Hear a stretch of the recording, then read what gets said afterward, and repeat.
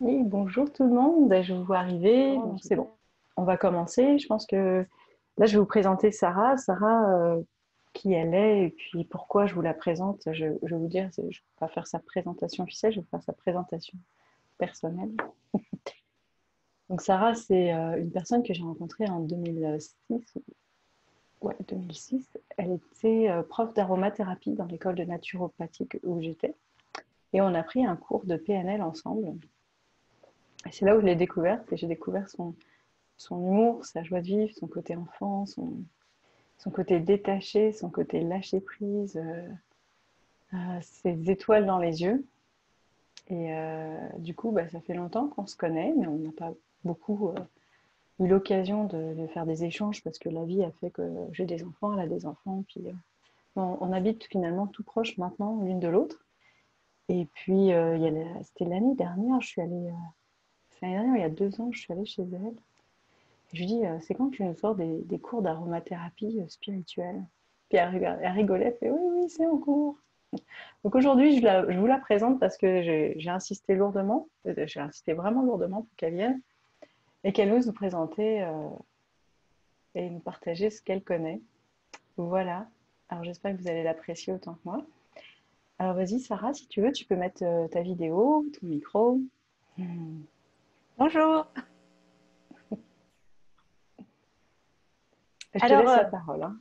oui, bonjour. Ben, pour moi, c'est une première. Donc, je suis émue, contente de l'invitation de Nathalie. Effectivement, elle a insisté lourdement pour que je puisse participer et être présente. Et c'est avec grand plaisir que je vais vous partager un petit peu de ce que je fais et de mes connaissances au niveau des huiles essentielles. Alors aujourd'hui, on va parler évidemment d'aromathérapie psycho-énergétique et plus largement des huiles essentielles. Je vais essayer de vous introduire en fait dans ce domaine qui est très vaste et qui pour moi me passionne. Donc les huiles essentielles, chacune, elle porte en fait une information qui rentre en résonance vraiment avec notre organisme, avec toute l'organisation de la vie. Et en fait, elles nous permettent, si on les utilise vraiment avec conscience, d'influencer nos cellules vraiment au niveau vibratoire. On va rentrer dans le détail un petit peu plus tard. Et puis, elles nous permettent de garder, en fait, ou de retrouver un fonctionnement cohérent au niveau cellulaire. Et elles vont nous accompagner sur tous les plans de notre existence. Elles ont des propriétés, comme vous le savez peut-être, très intéressantes au niveau physique. Elles ont aussi également des propriétés en ce qui concerne tout notre système nerveux, tout ce qui concerne les émotions. Et puis, elles vont travailler au niveau énergétique et de façon plus subtile au niveau spirituel. Et c'est un petit peu de ça que je voulais vous parler aujourd'hui. Je dirais que Nathalie m'a vraiment demandé de vous parler aujourd'hui. Donc, voilà un peu pour la présentation. J'ai pensé, parce que vous ne me connaissez pas, donc faire un petit peu une présentation de mon parcours avant de vraiment se lancer dans le sujet. Et j'ai préparé pour nous accompagner un PowerPoint. Donc, il se peut, si des fois il y a des bugs, Nathalie, n'hésite pas à, à pouvoir intervenir. Donc, au niveau du diaporama. Et donc, voilà, donc pour mon parcours, j'ai fait ça simple. Je n'ai pas l'habitude de me présenter, mais là, je m'essaye. Donc, je viens d'une formation universitaire en sociologie, donc ethnologie. Puis, en fait, j'ai fait une formation au Québec, un échange universitaire au Québec, et j'ai découvert l'ethnomédecine via Médecins aux pieds nus. Et dans le cadre de cette formation d'ethnomédecine, il y avait les cours en phytoaromathérapie qui était obligatoire évidemment. Et puis il y avait des cours optionnels, mais qui étaient fortement recommandés. Et c'est là où j'ai découvert le Qigong. Là, pour l'instant, vous ne voyez pas le lien, mais il y en a un qui est très important entre ces deux disciplines. Pour moi, l'aromathérapie, en fait, c'est un professeur, Réal Labrie, qui m'a vraiment transmis sa passion des huiles essentielles. Il nous a offert une formation remplie d'amour, de respect aussi. Et puis, il nous a entré dans la dimension plus vibratoire. Les huiles essentielles, il les considérait vraiment comme des outils thérapeutiques très puissants, mais en fait aussi comme des êtres à part entière qui ont un caractère, qui ont une possibilité en fait de transformation pour nous, qui sont capables de nous accompagner dans les différentes variations qu'on subit au cours de notre existence. Pour l'aromathérapie, en fait, moi, mon approche première, évidemment, ça a été sur le plan physique. J'ai eu la chance, quelque part, de pouvoir les utiliser vraiment de façon pratique. Je vous partage une anecdote. Pendant mes cours, donc je commençais juste ma pratique et puis en fait, on a une amie, on était au Québec pendant l'hiver, qui a fait de la bicyclette. Et puis en fait, elle a glissé sur une plaque de glace et c'était un vieux vélo, il y a un bout de fil de fer de la selle qui lui est rentré dans la cuisse. Donc elle a eu un énorme hématome, elle a eu un trou assez conséquent, en fait, un triangle vraiment conséquent dans la cuisse. Et elle arrivait en fait de France, elle n'avait pas encore ses papiers et moi j'étais en formation. Elle m'a demandé plutôt que d'aller à l'hôpital, elle n'avait pas vraiment les moyens, si je pouvais faire quelque chose. Quelques semaines auparavant, Réal nous avait expliqué qu'il y avait une huile qu'il avait utilisée quand il s'était coupé un doigt et qu'il avait vu son doigt repousser. C'était le Cistus ladaniferus et en fait moi ça m'avait laissé très perplexe parce que j'ai un esprit assez cartésien et donc j'avais trouvé l'histoire intéressante mais quand même j'étais un peu sceptique. Mais là, en ayant en fait quasiment pas d'autres moyens, et on a décidé d'essayer, donc en nettoyant avec de la lavande, en remplissant la plaie de cistus, en faisant une formule contre les hématomes, justement, pour mettre tout autour, en mettant une gaze, de l'huile, bien refermée avec du plastique pour pas que la plaie, pour pas que les fils de la gaze aillent dans la plaie pendant que ça se régénère. Puis en aromathérapie, quand on travaille sur des grosses plaies, en fait, on couvre et on attend généralement de 12 à 18 heures. On ne peut pas regarder ce qui se passe avant ce temps-là, on laisse les huiles travailler.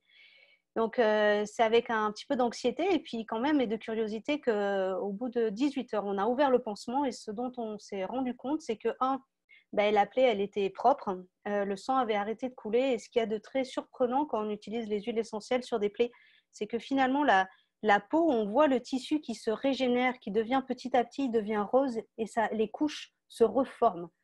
Ça a été vraiment quelque chose, une expérience incroyable et qui a définitivement attiré mon attention et j'ai décidé de développer mes connaissances au niveau des huiles essentielles et de la pratique de l'aromathérapie. Donc, mon première approche est vraiment physique. Et puis, dans cette formation d'ethnomédecine, il y avait aussi le Qigong. Et le Qigong, j'ai eu la chance de faire mon premier stage avec le docteur Yves Requena, qui actuellement dirige l'Institut européen de Qigong. Et en fait, lui, ça m'a permis vraiment d'entrer dans le monde du mouvement, évidemment, mais aussi dans le monde de l'énergie, de l'être parmi le tout. Et puis d'ouvrir en fait ma perspective au niveau thérapeutique à quelque chose de beaucoup plus holistique. Donc, et de ces deux disciplines, actuellement, je suis en train, ça fait 17-18 ans maintenant, je n'ai pas encore fait une synthèse, mais chacune, en fait, m'accompagne dans ma pratique thérapeutique et, en fait, plus précisément dans mon quotidien. C'est là où c'est le plus utile, c'est à tous les jours. Donc, voilà un petit peu pour ma présentation. Alors, quand on parle d'aromathérapie psychoénergétique, évidemment, on parle d'huile essentielle, d'aromathérapie. Et pour vous mettre un petit peu dans le contexte de quoi on parle, je me suis dit que j'allais faire un petit historique. Je me suis arrêtée vraiment aux temps anciens, étant donné que pour ce qui est de l'aromathérapie plus actuelle, pendant le XXe siècle, c'est une aromathérapie vraiment plus symptomatique où on utilise les huiles de façon beaucoup plus physique. Si on remonte dans les temps anciens, on se rend compte que donc il y a à peu près 6000 ans, depuis 6000 ans, on utilise les plantes aromatiques. Ça a été utilisé par les Égyptiens, ça a été utilisé, excusez, ça a sauté, ça a été utilisé en Chine, en Inde, donc dépendamment du lieu où ça a été utilisé à des façons différentes. Donc, ce qu'il y a de plus connu au niveau, par exemple, de l'Égypte, ça va être tout ce qui concerne la momification, l'embaumement des corps. Et pour ce faire, on utilisait des huiles, c'était des essences aromatiques, notamment la myrrhe, qu'on va voir un petit peu plus en détail tout à l'heure, et qui vont permettre on utilisait les propriétés aussi bien physiques, antiseptiques, antibactériennes pour maintenir les corps, que les propriétés finalement énergétiques qui permettaient aussi au corps en fait, de créer un lien, un pont entre l'humain et le divin, et donc d'accompagner l'essence qui reste pour atteindre plus les cieux. Ces utilisations, aussi bien physiques que énergétiques, en fait, tout au long de l'histoire ancienne, donc que ça soit dans les récits bibliques, que ça soit au niveau de la médecine chinoise ou ayurvédique, ils utilisaient, eux, les aromates, les essences aromatiques et les huiles essentielles qui sont quand même, qui ont été, la distillation, elle date à peu près de 3000 ans, donc c'est assez vieux. Ils l'utilisaient de façon complète, donc c'est-à-dire physiquement, émotionnellement, énergétiquement et spirituellement. C'est en Occident, avec l'avènement justement de tout ce qui concerne la chimie, qu'on a perdu l'utilisation émotionnelle, énergétique et spirituelle. On n'a gardé que le physique. Et les tenants en fait de l'aromathérapie, ceux qui ont écrit les ouvrages de base, ce sont généralement des médecins. Les plus connus sont des médecins de guerre qui ont utilisé les huiles pour des problématiques d'infection au niveau physique, donc des médecins qui coupaient des jambes, qui avaient besoin que ce soit aseptique, des problématiques comme ça. Mais tout le côté, on va dire, la dimension plus émotionnelle, énergétique et spirituelle a été reléguée ailleurs. Et c'est en train de revenir. On est en train de redécouvrir tout cet aspect-là qui finalement prend de plus en plus d'ampleur et qui nous permet d'avoir une utilisation beaucoup plus dense, beaucoup plus importante des huiles essentielles et qui est passionnante. Donc, une huile essentielle, pour savoir un petit peu ce que c'est que ça a été une matière première qui est récoltée de différentes manières et donc on va en obtenir un produit. Et pour obtenir ce produit, il y a plusieurs techniques. En fait, il y a 4 grandes techniques qui sont donc l'incision pour tout ce qui concerne les huiles qu'on va prendre, tout ce qui concerne les résines. On a la pression, donc ça c'est pour tout ce qui concerne les citrus, les fruits, on les presse et on retire l'huile comme ça, l'essence en fait, plus on a la distillation, ça c'est vraiment le système le plus courant, le plus commun et avec lequel on distille le plus de matières premières. Et puis récemment, il y a l'extraction au CO2 supercritique en fait, et ça c'est une extraction qui nous permet vraiment d'avoir au niveau organoleptique, au niveau énergétique, vraiment ce qu'il y a de plus proche de ce que fait la plante. On a très peu de pertes, mais ce sont des machines qui sont très coûteuses et à l'heure actuelle, très peu de personnes utilisent ce genre de technique. Alors, au niveau des végétaux qu'on va utiliser, il y en a plusieurs sortes. Donc, dans la plante, on va pouvoir aller chercher des huiles essentielles de graines, de fleurs, d'écorces, de bois, de boutons fleuris. On va pouvoir aller chercher de curcuma, par exemple, comme les rhizomes. Les racines. Et en fait, dépendamment de la partie de la plante que l'on utilise et qu'on va distiller, on va avoir évidemment des propriétés spécifiques. Là, j'ai le PowerPoint qui va plus vite que moi, en fait. Donc, c'est possible que les images, je les passe et je revienne parce que c'est plus rapide que... Il joue tout seul, en fait. Donc, c'est ça. Donc, au niveau je vous disais, au niveau des différentes formes qu'on peut trouver pour distiller, j'en étais aux racines, les oléorésines. Et il y a quelque chose d'intéressant, c'est que justement, donc, dépendamment de quelle partie de la plante on distille, on va avoir des propriétés spécifiques. Et puis, ces propriétés-là, elles vont aussi évidemment dépendre du climat, elles vont aussi dépendre de la qualité de l'huile essentielle, en fait de la qualité de là où elle est cultivée, de la façon dont elle est cultivée, ça va dépendre aussi de la façon dont elle est distillée. Et quand on travaille en énergie, en émotionnel, mais même en thérapeutique de façon large, il faut vraiment s'assurer de la qualité des huiles essentielles. C'est très important. Parce que si on veut avoir un produit avec une vibration et une action thérapeutique euh, qui soit importante, il est évident qu'il faut que le produit avec lequel on travaille soit le plus pur possible. Donc ça, si vous voulez avoir des informations sur qu'est-ce qu'il faut savoir sur les huiles essentielles, je vous ai mis le lien pour le site, pour un site internet qui est assez complet et qui va vous permettre d'avoir cette information. Alors au niveau des huiles essentielles, une fois qu'on a fait notre distillation, qu'on a récupéré notre produit, en fait, ce qu'on va faire, c'est qu'il y a une technique qui est la chromatographie, avec laquelle on va être capable de savoir quelles sont les molécules chimiques qui présentent dans la plante. Donc on va trouver les familles chimiques, les grandes familles, et puis plus précisément, quels sont les pourcentages de molécules. Alors il est évident qu'on n'a pas une idée précise. On connaît un certain nombre de principes actifs, mais il y a énormément de principes actifs pour l'instant qu'on ne connaît pas encore, et on connaît encore moins l'interaction entre les différents principes actifs. Donc, cependant, grâce en fait, à cette technique, et puis au lien avec la biologie, avec la physiologie, on a été capable de connaître quelles étaient les propriétés des huiles, mais d'un point de vue plus chimique. Ça, c'est important parce que ça permet d'avoir une approche aussi scientifique, dans le sens où on sait ce qu'il y a dans la bouteille majoritairement, et donc dépendamment des principes actifs qui sont dans la bouteille, des molécules, on va avoir une action. Donc ça a permis des classifications et puis de savoir finalement précisément quelle huile sert dans quel domaine. Et ces classifications-là, en fonction des différentes familles chimiques, elles ont été faites d'un point de vue physique. C'est ce qu'on retrouve à peu près partout dans les monographies.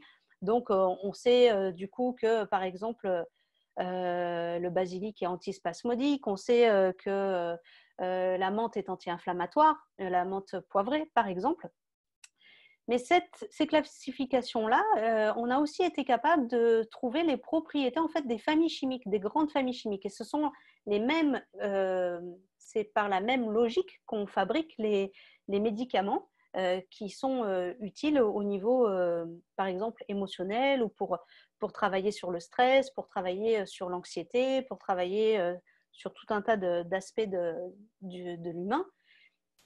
C'est avec cette même technique-là que finalement on a transposé au monde de l'aromathérapie et des huiles essentielles. Et donc on sait assez précisément quand même, dépendamment des huiles, quelles vont être leurs actions au niveau du psychisme, et éventuellement après on verra au niveau de l'énergétique.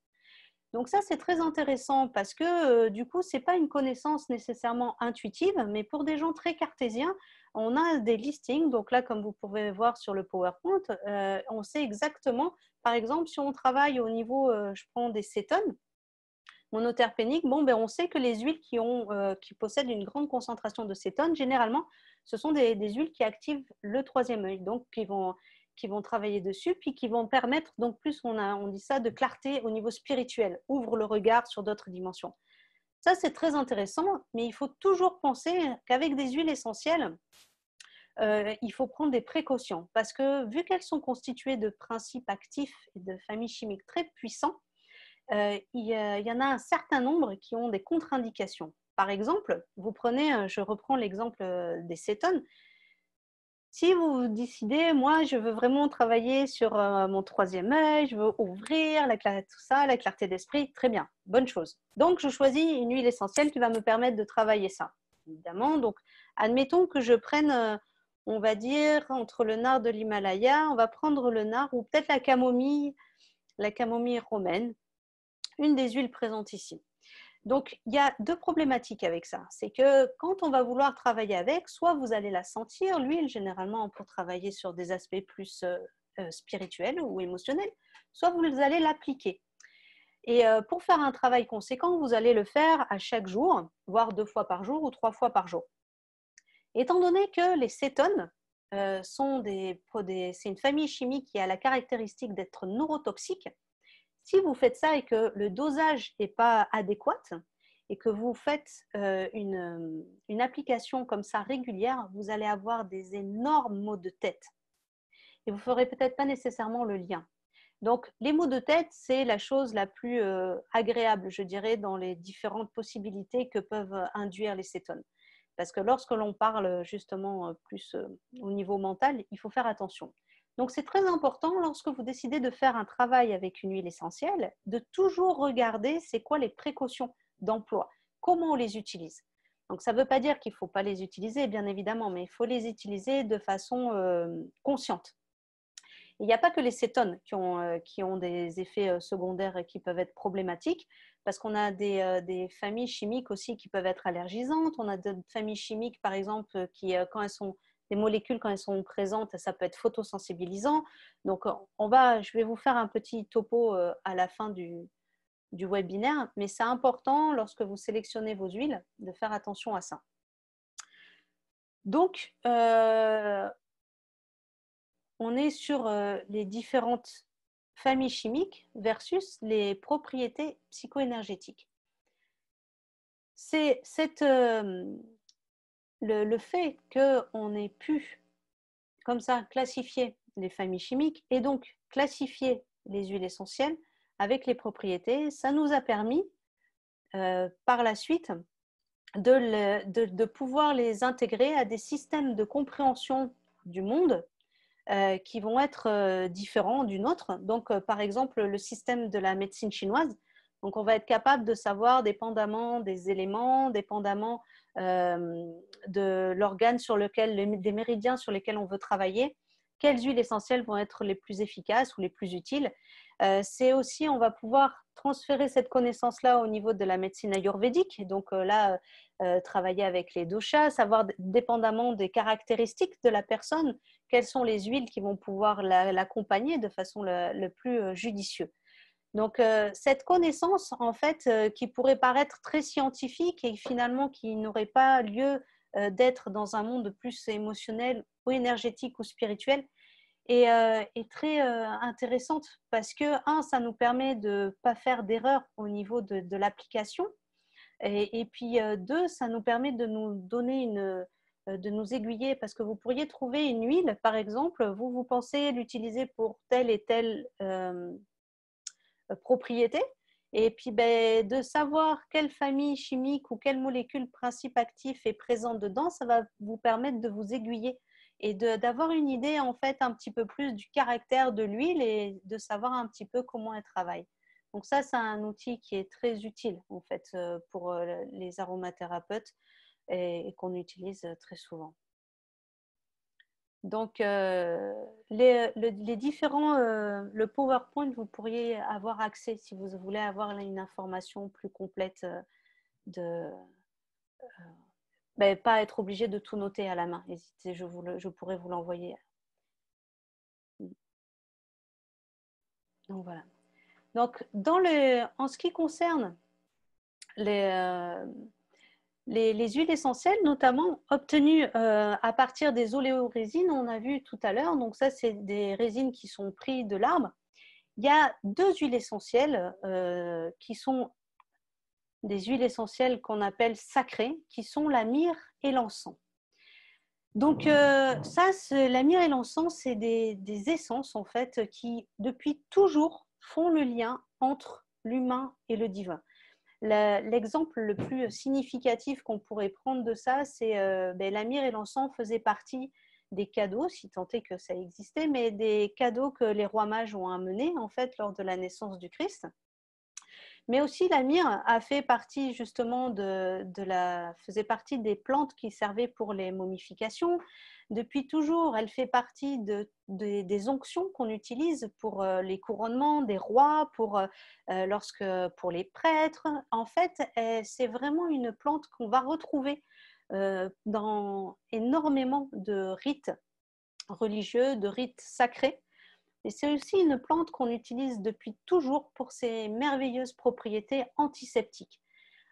Ces propriétés sont tellement, je dirais, connues que les Grecs, l'anecdote, c'est que les Grecs, pendant les batailles, ils avaient toujours de la myrrhe sur eux au cas où ils se blessent pour pouvoir en mettre dans la plaie pour éviter les infections.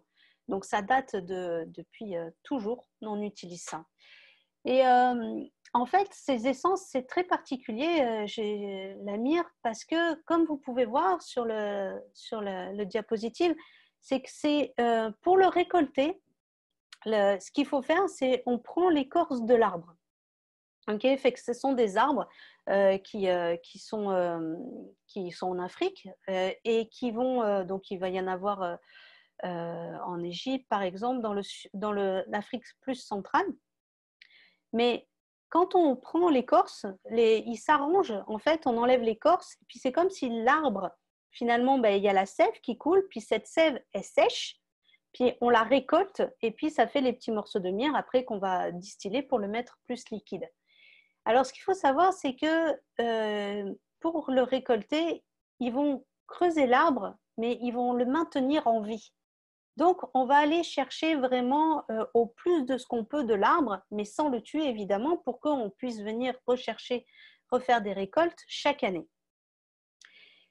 Et cette façon, en fait, ce que vit l'arbre à ce moment-là, ce sont des arbres qui vivent dans le désert et qui sont parsemés dans un climat qui est très rude. Mais ça me fait penser au caractère de la myrrhe, parce que chaque huile essentielle, en fait, elle porte en elle une histoire. L'histoire, de son espèce, évidemment, parce que les huiles, ce sont les végétaux les plus aboutis, c'est des millions d'années d'évolution, et toute cette évolution est présente dans la plante. Et puis, en fait, elle va nous permettre, nous donner accès à cette évolution-là de par ses propriétés. Et ce qu'on peut voir dans cette évolution, elle s'est formée un caractère dépendamment de son climat, dépendamment de ce qu'elle a dû vivre pour s'adapter aux différents changements au niveau de la terre, au niveau de tout son environnement. Et la myrrhe, jusqu'à la façon dont on la récolte, ça a eu une incidence sur le personnage de la myrrhe. La myrrhe est représentée comme un martyr.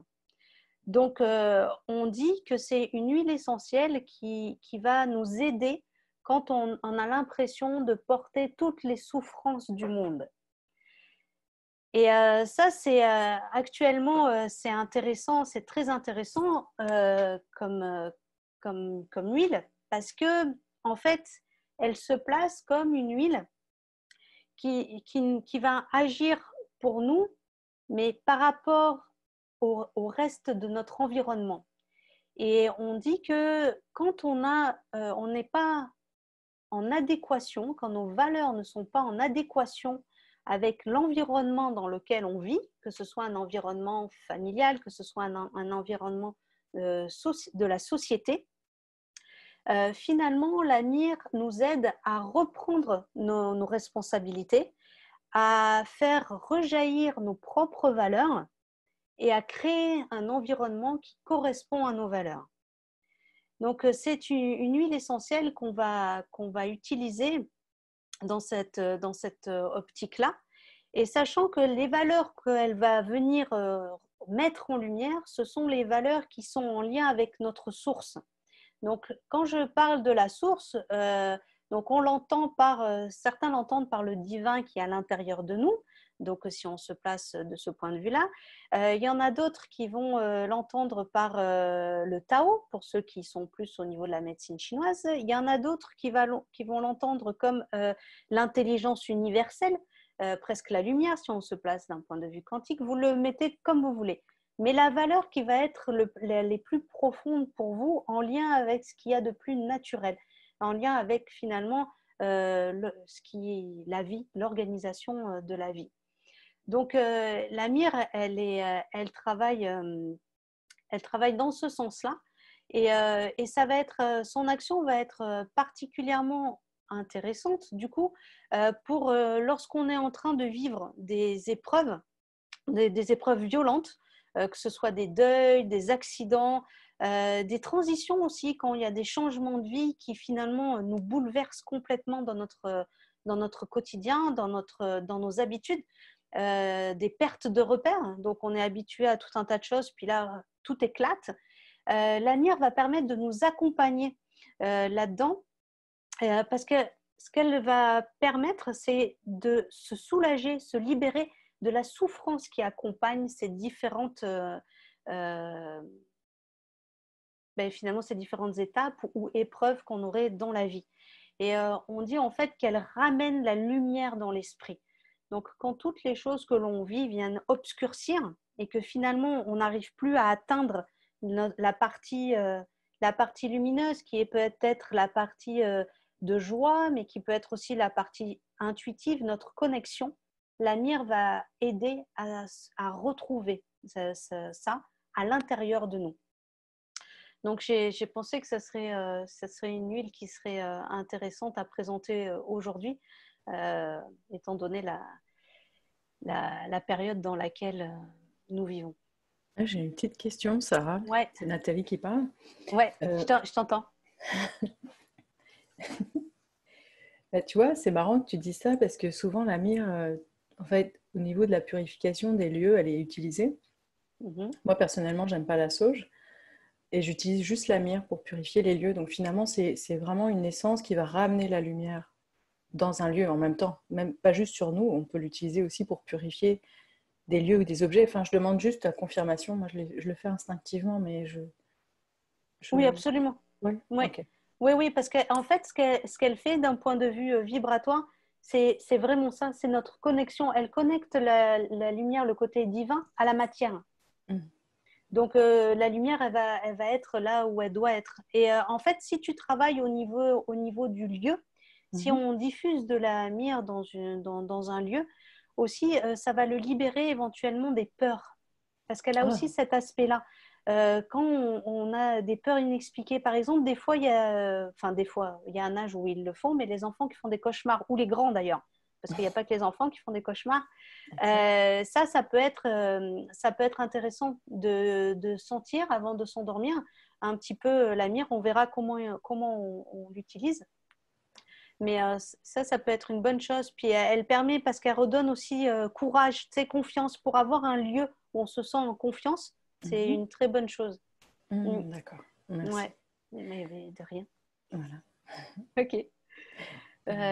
Juste un petit détail, il y avait Elisabeth qui posait une question. Elisabeth, pour ce type de question, vu que c'est une question générale, on va garder les questions générales qui ne sont pas spécifiques à ce que tu parles maintenant. On va les garder à la fin. Sarah va prendre du temps pour répondre à vos petites questions générales sur des mélanges, sur des questions que vous avez dans votre tête à propos de l'aroma, quoi.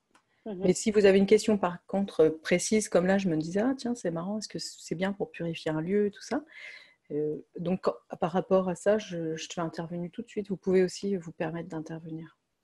Oui. Voilà. Bien sûr. Donc c'est ça. Donc là, en fait, donc on parlait de la myrrhe. Et effectivement, je rebondis parce qu'il y a l'histoire aussi des peurs. Quand je disais qu'on peut le diffuser et que ça va travailler sur des peurs inexpliquées, la myrrhe. C'est-à-dire que des fois, on ne sait pas pourquoi. Alors, généralement, évidemment, les peurs inexpliquées, elles ont bien une explication. C'est juste qu'on n'y a pas accès nécessairement à l'explication. On n'est peut-être pas encore prêt.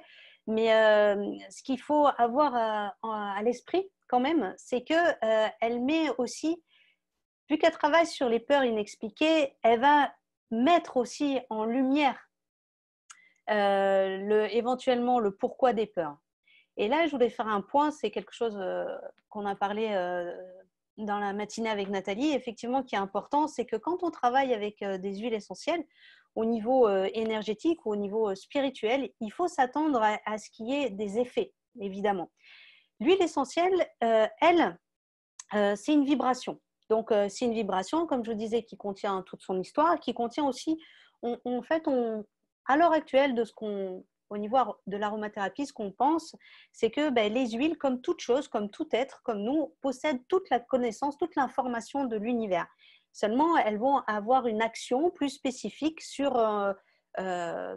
c'est comme leur expertise. Elles ont une expertise spécifique pour quelque chose. Donc, quand on va les utiliser, elles vont rentrer en résonance avec un aspect. Donc, que ce soit, par exemple, si je prends quelque chose, un stress, par exemple, ou on va prendre le stress. Donc, elles vont rentrer en résonance avec ce stress-là. Et la lumière, elle, qui a une action de mettre en lumière les peurs, ce qui risque d'arriver, et souvent ça arrive en fait, c'est que vous allez pouvoir vivre, alors que ce soit dans les rêves, que ce soit éveillé, prendre conscience de qu'est-ce qui cause la peur. Alors ça, on trouve ça merveilleux, parce qu'on dit, ah ben je vais pouvoir voir. Oui, ce qu'il y a, c'est qu'il faut faire attention, c'est que des fois, ce qu'on va voir, on n'était pas prêt à le voir. On a voulu faire le travail. Il faut garder en tête que c'est important d'être capable de se détacher de ce qui se passe. Donc vous allez me dire, c'est valable pour tout, dans tout, mais des fois, c'est plus ou moins facile. Et quand ça nous touche de façon profonde, surtout quand ça réveille des peurs qui sont enfouies, si elles ont été enfouies, c'est parce que quand même, ça a été un petit peu problématique pour nous. On n'a pas été capable de les gérer. Alors, on souhaite vraiment que lorsqu'elles se révèlent à nous, on soit capable de le gérer. Et ça, bon là je fais un petit passage, mais j'en profite pour dire aussi que les huiles, c'est une vibration. Okay, donc c'est une vibration. Fait que du moment que je l'ai dans ma main, déjà, elle vibre avec moi. Donc l'information qu'elle a, moi je suis en train de la recevoir. Et si moi je reçois son information, on s'entend que les choses fonctionnent dans tous les sens. Donc, il y a de grandes chances qu'elle reçoive mon information. En fait, il n'y a pas de grande chance, c'est sûr qu'elle reçoit mon information.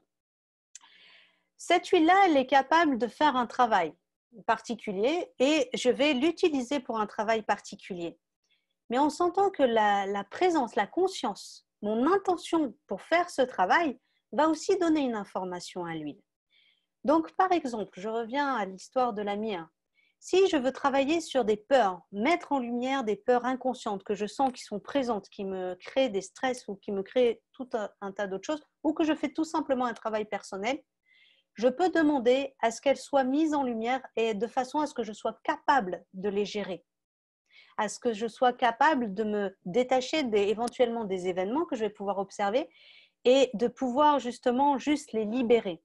Ça, les huiles, elles ont aussi cette attention-là, cette délicatesse, je dirais, aussi, de nous accompagner.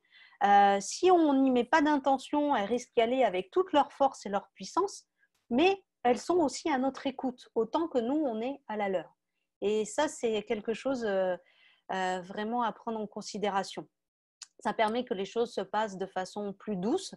Et puis même si des fois on veut avancer très vite, c'est important de prendre le temps d'intégrer l'information. Donc, c'était le petit aparté là-dessus. Alors, pour continuer notre exposé, donc, comme je vous disais, les huiles, elles fonctionnent à plusieurs niveaux. Donc, on va avoir les 4 grandes activités des huiles essentielles, sachant que potentiellement il y en a d'autres, mais que pour l'instant elles n'ont pas été décrites. Moi je pense qu'il y en a quelques-unes d'autres, mais dans la littérature ou les connaissances actuelles, on se cantonne à 4 huiles. Il est plus pressé que moi et il est plus dans le temps, le PowerPoint. Donc, dans les 4 activités, on a une activité vibratoire. Ça, généralement, c'est tout ce qui rentre justement en résonance. Donc, avec cette activité vibratoire, on travaille les huiles. Donc, ça peut être en lien, par exemple, avec les couleurs, associer les huiles et les couleurs. On peut associer, je ne sais pas pourquoi il avance toujours. On peut associer donc les huiles et les couleurs. On peut les associer avec des chakras. On peut les associer avec des pierres, des cristaux. Et puis aussi au niveau vibratoire, tout simplement avec tout ce qu'elles constituent, avec l'information qu'elles ont à nous transmettre. Donc aussi, il y a un aspect énergétique. Alors au niveau énergétique, on est parti sur la base qu'il y avait des huiles qui étaient positivantes, donc qui amènent de l'énergie, qui sont toniques. Et puis il y a des huiles qu'on dit négativantes, donc qui calment ou qui apaisent. Évidemment, quand après on on rentre dans le système de la médecine chinoise, ben, les huiles positivantes vont être considérées comme yang, et puis les huiles plus négativantes vont être considérées comme yin. Ça, c'est ce qu'on comprend au niveau de l'énergétique. Vous connaissez peut-être aussi le côté plus biologique. Alors ça, tout ce qui concerne l'activité biologique, c'est aussi bien l'activité sur la physiologie que sur la psychologie, parce que en fait, la psychologie vraiment et la physiologie fonctionnent ensemble. Donc ça, c'est une autre activité des huiles qui est la plus utilisée dans le monde de l'aromathérapie actuellement. Et puis, il y a la partie chimique, donc plus, où là, c'est les molécules aromatiques qui interagissent avec les molécules de notre organisme. Donc, généralement, quand on travaille au niveau plus chimique, vraiment pour quelque chose de spécifique, on veut travailler sur un virus, sur une bactérie, sur quelque chose, on va travailler principalement en interne. Donc là, c'est les aromathérapeutes, donc on fait des formules, tout ça. Quand on travaille sur la biologique, sur le côté biologique, on va travailler en interne, en externe. Au niveau énergétique, généralement, déjà, on travaille principalement en dilution et puis de façon plus fine. Et au niveau vibratoire, on peut travailler en dilution aussi, ça pourrait être des sprays auriques, ou alors on peut travailler juste au niveau olfactif et puis même juste en tenant la bouteille, parce que la vibration, on s'entend qu'elle passe au travers des bouteilles et on pourrait même avoir accès à la vibration juste en y pensant. Ça, c'est quelque chose que vous pourrez expérimenter si vous travaillez avec des huiles de façon régulière. Donc, dans ces différents aspects-là, justement, donc on disait qu'on pouvait travailler de différentes façons avec différents systèmes. Donc, un des systèmes, moi, avec lesquels je travaille beaucoup, c'est celui de la médecine chinoise. Je trouve ça très intéressant au niveau justement au niveau des huiles essentielles, parce que en fait, on va faire une application directement au niveau des méridiens, donc au niveau énergétique. Et puis, on va aussi pouvoir travailler sur les éléments pour ce qui est actuellement, là, on est dans le printemps, on arrive à l'été, donc on se situe plus au niveau du foie. Et comme on sait, le foie, tout le monde parle en ce moment, oui, des cures pour le foie. C'est le grand temps du nettoyage pendant le printemps. Au niveau de la médecine chinoise, c'est exactement la même chose. C'est la période du foie. Et avec le foie, en fait, le foie, c'est en médecine chinoise, donc c'est l'organe qui est en lien avec le printemps, évidemment, avec le bois, mais au niveau émotionnel qui va être en lien notamment avec tout ce qui concerne les frustrations, la colère, l'impatience, en fait. Et ce que j'aime beaucoup dans la médecine chinoise, c'est que ça fait le lien, c'est un lien très cohérent entre les organes, donc la problématique éventuellement physique ou émotionnelle, également énergétique. Et donc, on est capable de travailler, du moment qu'on travaille sur l'organe, on va travailler sur l'émotion et au niveau aussi de notre élément. Ou alors, on va travailler sur l'émotion et du coup, ça va travailler sur notre organe. Et puis, on peut avoir une idée aussi de où est le dysfonctionnement, dépendamment où sont placées nos douleurs dans le corps. Selon la médecine chinoise, le corps est traversé par de nombreux méridiens. Il y en a plus de 364, je pense, ou 5 méridiens. Et donc, tous ces méridiens sont les lignes énergétiques du corps, nous indiquent finalement, quand on a une douleur sur cet espace-là, à quel organe c'est relié et donc éventuellement sur quelle émotion aussi on a à travailler. Donc, d'un point de vue thérapeutique, c'est très, très intéressant et très efficace aussi. Et un exemple de cet aspect-là, il y a quelques années, justement, dans les cours de Qigong, j'ai eu quelqu'un qui comprenait pas, c'était son mari qui avait eu une ablation de la vésicule biliaire. Et en fait, elle me disait que depuis cette ablation-là, il était vraiment comme de mauvaise humeur, extrêmement irritable. Et en fait, c'est ça, c'est qu'avec la médecine chinoise, on comprend ce genre de lien. C'est que, étant donné que la vésicule biliaire est en lien avec le foie et que l'émotion les émotions qui sont en lien avec cet organe et viscères, ben, c'est l'irritation, c'est la colère, la frustration. Évidemment que si on enlève un des deux, ben, pour gérer, ça va être plus difficile. Donc, si on n'a plus la vésicule biliaire, le foie va se faire déborder. Si le foie se fait déborder, ben, on voit rouge, tout simplement. Et donc, c'est ce qui explique aussi que si on a un foie, quand on fait des nettoyages de foie, eh bien, on est moins frustré.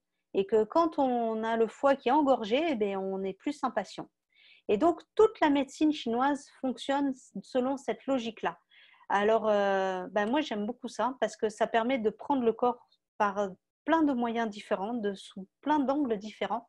Et avec les huiles essentielles, c'est merveilleux. Donc, quand on travaille en médecine chinoise, généralement, on travaille en dilution. On peut faire une application sur le méridien. On peut faire une application sur les points réflexes aussi, dépendamment des organes.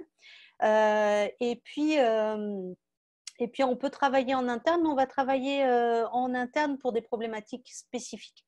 Ça ne sera pas pour une réharmonisation ou pour...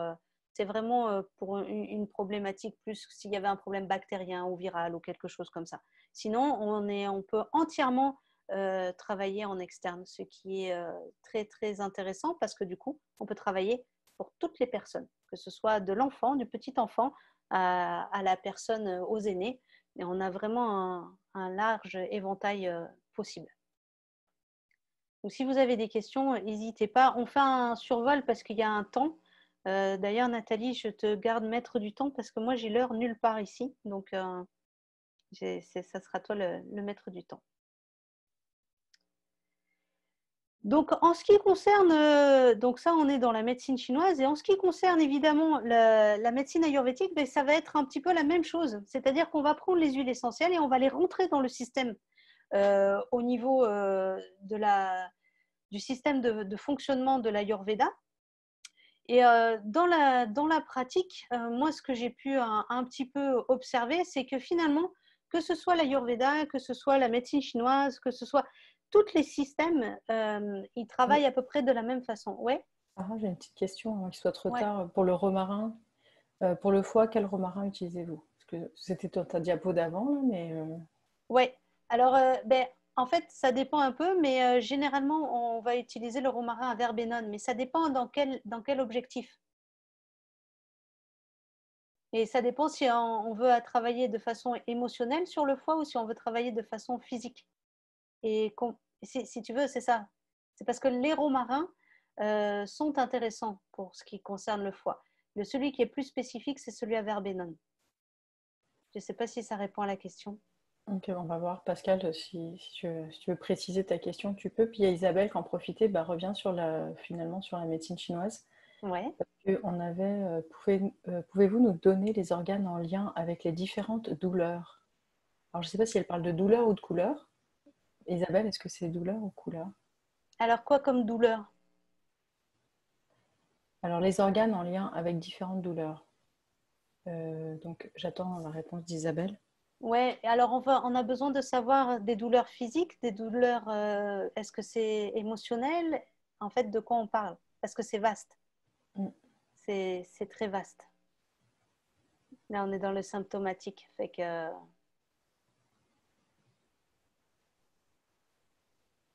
Vous parliez tout à l'heure que chaque douleur correspond à un organe. en fait, c'est des émotions. Donc, Ça va être les couleurs correspondent à des émotions. C'est ça que tu veux dire? ah, les couleurs. Ah, elle me parle Ben des non, non, non, couleurs, de douleur, pardon, excuse-moi, c'est moi qui ai mal. Dans les douleurs. des douleurs. En fait, non, en fait, c'est les émotions. Ça va être plus au niveau émotionnel. Ok, donc, Effectivement, pour chacun des organes, il y a des émotions qui sont correspondantes. d'accord. Et Donc, Pascal revient. ouais, Excuse-moi, vas-y. non, vas-y. Alors, elle précisait en médecine chinoise. Donc, tout à l'heure, pour chaque douleur correspond à un organe en médecine chinoise. Donc, finalement, tu parlais d'émotions. Mhm, Donc, chaque organe correspond à des émotions. mhm. Et elle voulait savoir quel type d'émotion on peut retrouver dans les organes. Donc, dans ces cas-là, si ce n'est pas la douleur. Et il y a deux conversations là pour l'instant. Il y avait aussi, tu sais, pour le foie, est-ce qu'on utiliserait le romarin, quel romarin? Et tu avais dit romarin à verbenone. Et Pascal demande pour le physique et pour l'émotionnel qu'on utilise le romarin à verbenone. Donc tu as 2 questions, ça va? Ouais, Ok. ok. Fait que, alors, on va juste prendre pour l'histoire pour le romarin. Donc, pour le romarin, on va prendre à verbenone et on va le mettre en dilution. Mais ce qu'il y a, c'est que c'est Pascal, je pense, qui pose la question. Si c'est pour quelque chose de spécifique, je pourrais y répondre après. Parce que si on veut travailler, par exemple, sur la colère, dépendamment de comment elle s'exprime ou sur les frustrations, dépendamment de comment ça s'exprime, c'est peut-être pas nécessairement le romarin qu'on utilisera pour le foie. Donc, c'est ça. Est-ce que si on veut quelque chose pour nettoyer aussi, on irait peut-être plus avec le citron. Donc, ça dépend. En fait, ça serait plus une question plus personnelle à laquelle je vais répondre éventuellement après. Pour ce qui est des émotions qui sont en lien avec les différents organes, alors effectivement, l'émotion, comment ça fonctionne un petit peu? Parce que là, je suis passée peut-être un peu vite, mais il y a une situation qui se passe. Et puis, cette situation, je la vis, j'interagis avec, elle me crée une émotion. Cette émotion, donc, elle rentre, des fois, elle est souvent déjà dans les champs énergétiques, elle rentre dans le physique. Au niveau du corps, en fait, du mental, je ne suis pas capable de le gérer, donc le corps va s'en occuper. Et puis là, le corps, il fait OK. Donc, par exemple, c'est une tristesse, c'est quelque chose qui vient résonner avec moi, quelque chose qui m'a donné de la tristesse. Ça peut être il y a 20 ans, il y a 30 ans, il y a 6 mois, ça dépend. Donc là, c'est le poumon qui dit, c'est moi qui m'en occupe. Donc, hop, ça part au niveau du poumon et le poumon, il dit, lui, il a tout le méridien. Et puis, il est en lien avec le gros intestin. Donc, en fait, c'est même le gros intestin d'abord qui va prendre l'information. Si lui, il est capable de le gérer, il va protéger le poumon. Parce qu'en fait, généralement, les viscères, elles sont là pour protéger l'organe principal. Donc, ce sont c'est ça. C'est la première zone. Hop, ça arrive sur la viscère. Là, la viscère, elle est capable. Elle n'en a pas trop. Elle est capable de le gérer. Elle l'envoie dans le méridien, dans une zone. Elle va créer, en fait, on va sentir souvent une douleur quand il y a une accumulation. Et là, ça nous indique, en fait, ce qu'elle envoie, c'est l'information comme quoi, les amis, il y a un problème, c'est stocké là. Ce serait bien de vous en occuper à un moment donné ou à un autre. Donc, ça fonctionne, et ça fonctionne comme ça pour l'ensemble, sachant que l'organe, on va dire, qui est protégé le plus, c'est le cœur. Généralement, tous les organes vont essayer de le protéger et de faire en sorte de gérer la réalité, aussi bien interne qu'externe. Donc, le métal, je parlais du métal, du poumon, en lien avec l'automne. Les émotions qui sont associées, c'est tout ce qui concerne la tristesse, la mélancolie. L'automne, notamment, c'est une période qui est souvent plus dépressive. On va observer un plus grand taux de dépression. En fait, donc c'est plus spécifique de cette période-là. Ensuite, après l'automne, on a l'hiver. Donc là, je vous l'ai mis l'hiver, en fait, c'est avec l'eau, avec le rein et la vessie. Et ça, le rein, il est en lien avec la peur. Donc, ça peut être d'un point de vue de l'exemple, par exemple, quand on a une grande, grande peur, mais des fois, on se fait pipi dessus. Quand on a très, très, très, très, très peur. Souvent, en plus, quand on est enfant, on a peur, mais ça peut arriver adulte. Et en fait, c'est normal, c'est que l'énergie qui est prise, dans les reins et la vessie, ben, la peur arrive. Le premier qui réceptionne ça, une fois que c'est passé par tout le système, hop, c'est la vessie. Donc, la vessie, l'énergie, elle lâche. Et puis, ben, la vessie, elle lâche. Donc, ça libère les liquides et l'énergie, elle part. Donc, tout ce qui concerne le rein, ça va être plus la peur, finalement. Le bois, le foie, donc, lui, ça va être plus en lien avec justement la colère. Tout ce qui concerne les frustrations, l'irritation.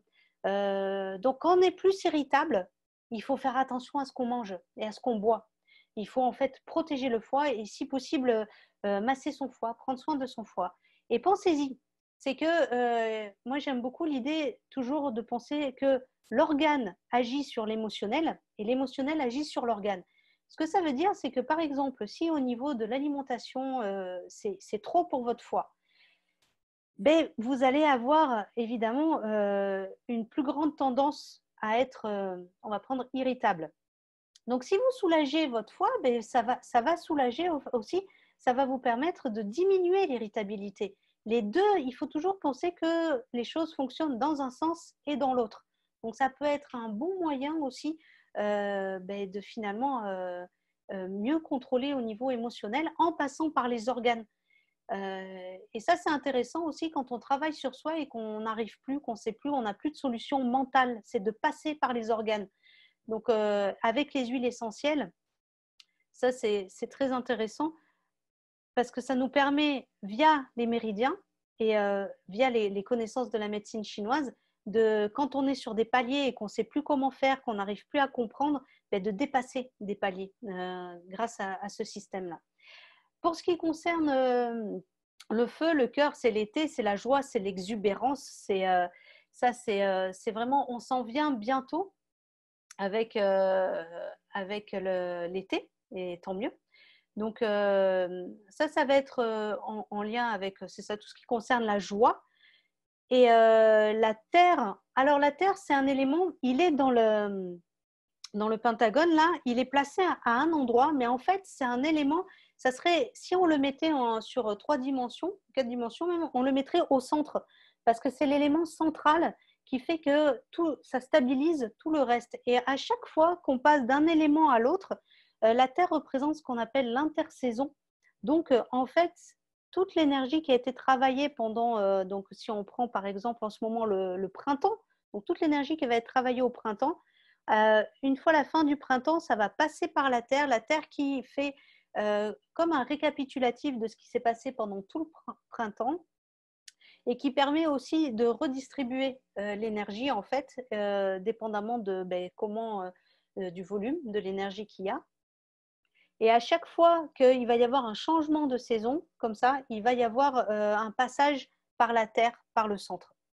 Donc, je ne sais pas si ça répond à la question, mais c'est un petit peu toutes les différentes émotions qu'on voit dans les éléments. Ça, au niveau de la médecine chinoise, vous allez avoir, si vous regardez sur le web, là, c'est énorme, toute l'information qu'il y a dépendamment des éléments. Vous allez pouvoir trouver, c'est une mine d'or. Notamment, il y a un site qui s'appelle Tao et Spiritualité que moi j'aime beaucoup, c'est très clair et ils offrent vraiment beaucoup d'informations à ce sujet-là. Alors pour ceux qui sont, j'avais prévu aussi des livres un petit peu et vu que là on a passé sur la médecine chinoise, pour ceux que ça intéresse vraiment l'utilisation des huiles essentielles et qui seraient éventuellement acupuncteurs ou qui auraient déjà une connaissance quand même assez importante au niveau de comment ça fonctionne, il y a ce livre-là. C'est en anglais, par contre, mais alors ça, c'est vraiment la Bible au niveau de comment fonctionnent les huiles. Et puis, ça travaille sur les différentes énergies. C'est vraiment une mine d'or. Donc, voilà. Et puis, Merci. Je voulais juste. Ok, vas-y. Si j'avais une autre ouais, question. ok. Je voulais juste passer parce que il y a un livre comme celui-ci, Arôme et énergie, qui travaille aussi sur, qui explique en fait, mais de façon beaucoup plus simple au niveau de la médecine chinoise et des huiles essentielles et qui est très intéressant. Ok, Ouais. merci. On va prendre les 2 questions sur la médecine chinoise parce que je pense que tu as encore d'autres slides. Tu veux parler de la médecine ayurvédique et tout ça. Donc, si on creuse à fond, je vous dis qu'on n'aura jamais le temps. Ça fait déjà 1 heure, exactement 1h04. Alors, il y a une question de Dominique qui demande que signifie le signe plus ou le moins. Pour les huiles essentielles, faut-il les mettre ensemble ou pas? Enfin, elle voulait savoir, tu as marqué des plus et des moins. Oui, absolument. C'est une très bonne question. Et merci, Dominique. En fait, c'est au niveau de la médecine chinoise, donc ça travaille avec les éléments et le principe même de la médecine chinoise est en fonction du yin et du yang. Donc en fait, j'ai mis les plus pour des huiles qui seraient plus positivantes, plus yang, et j'ai mis des moins pour des huiles qui seraient plus yin. Et il y en a où j'ai rien mis, parce qu'en fait, elles travaillent aussi bien sur le yin que sur le yang. Donc elles vont être plus au niveau, elles vont plus harmoniser. Ah, super. Ouais, donc c'est plus ça Ensuite, le point. Ouais. ouais. Ah, Il y a j'ai autre chose. Véronique. Ah oui? Je veux juste spécifier autre chose. c'est que sur le schéma, et oui, parce qu'il y en a aussi qui sont en gras, donc qui sont un petit peu plus. Si vous regardez au niveau du feu, par exemple, il y a l'orange qui est en gras. Au niveau du bois, le vert, il y a le cyprès qui est en gras. Ça, ce sont celles qui sont en gras, ce sont des huiles qui agissent vraiment sur l'élément. Tandis que toutes les autres, elles vont agir sur l'élément, mais elles vont avoir une action sur un autre. Donc, elles ne sont pas spécifiques à l'élément, elles ont une action qui va être dépendamment des cycles, des flèches que j'ai fait. D'accord. Et il y a donc, Véronique, une dernière question pour tout ce qui était par rapport à la médecine chinoise. Alors, Véronique, la Terre au centre, mais si splénectomie. Attends, j'arrive pas à comprendre la question. Alors, si splénectomie, y a-t-il un déséquilibre ou un nouvel équilibre? La Terre au centre. Je ne sais pas si tu arrives à lire les questions. Si tu cliques sur converser en bas, tu pourras lire toi-même. Comme ça va être peut-être plus simple. C'est dans questions-réponses? Non, c'est converser. C'est comme une petite bulle de chat. Rate enlevé.